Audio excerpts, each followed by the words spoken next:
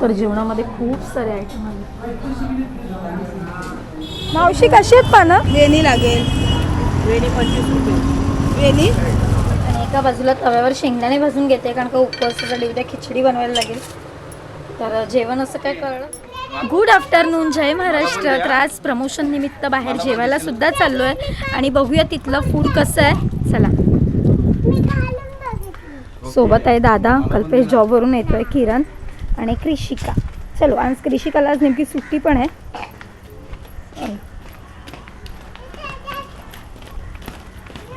तर आम्ही इथे आलोय जेवायला. आता सोबत आहे कल्पेश, आत्ता आलाय जॉबवरून. क्रिशिका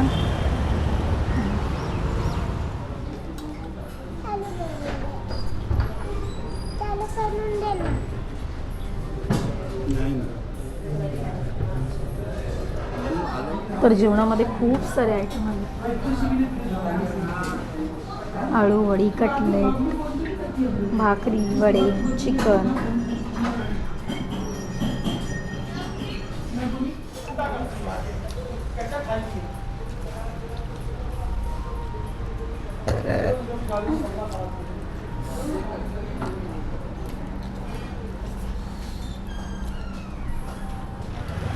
तर संध्याकाळ झाली आणि आम्ही चाललो आहे मार्केटला, कारण उद्या आहे मार्गशीर्षचा पहिला गुरुवार.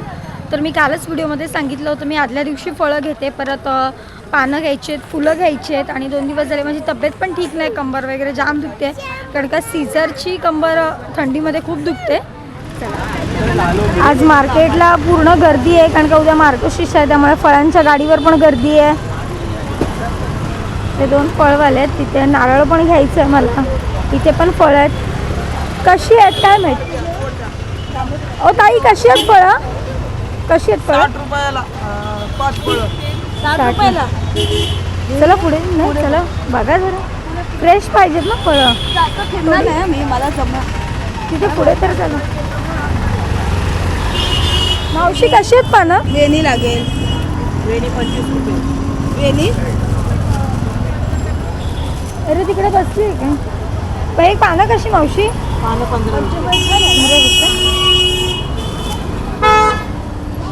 तर इथे 10 रुपये जोडी आहे. 20 ला वेणी. मग हा तेच ना. मी वेणी नाही घेणार आहे. तुम्ही जे घेतले त्याला गजरा लावा. असा गजरा सोडा, त्याचा सेटअपच तसं आहे. वेणी नाही घालायची. वेणी पण घाला, गजरा पण घाला. मी गजरा घालणार आहे, चांगलं वाटेल ते.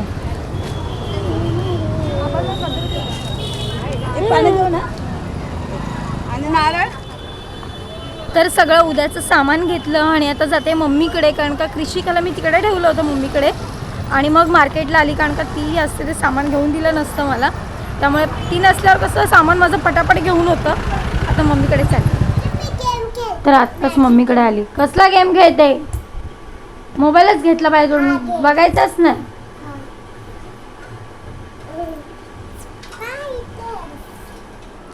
तर आत्ताच मम्मीकडून घरी आले आणि 2-3 दिवस झाले माझी तब्येत तर ठीक नाहीच आहे.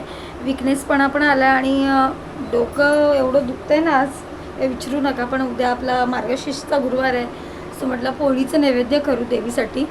तर कुकरमध्ये डाळ लावली आहे. सगळं आदल्या दिवशी करून घेतलं की बरं पडतं, म्हणजे उद्या घाई नाही होणार माझी.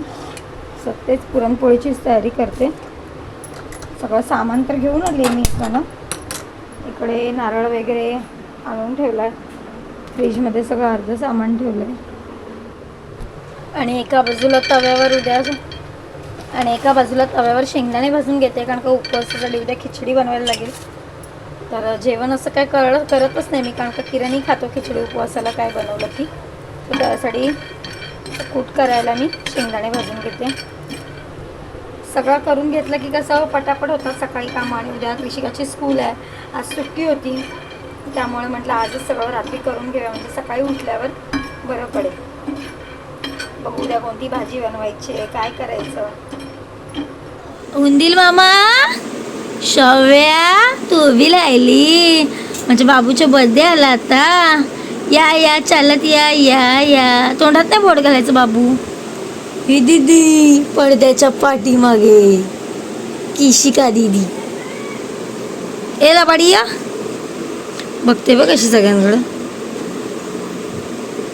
मस्तपैकी दुपारी जेवण केलं, कारण का तिकडचं तर मस्तपैकी चेंबूरला गेलो होतो आणि तिथलं जेवण खरंच खूप सुंदर आहे आणि तुम्ही पण नक्की एकदा व्हिजिट करा. आणि आजचा व्हिडिओ तुम्हाला कसा वाटला कमेंटमध्ये नक्की सांगा. भेटू उद्याच्या व्हिडिओमध्ये. चला बाय, गुड नाईट.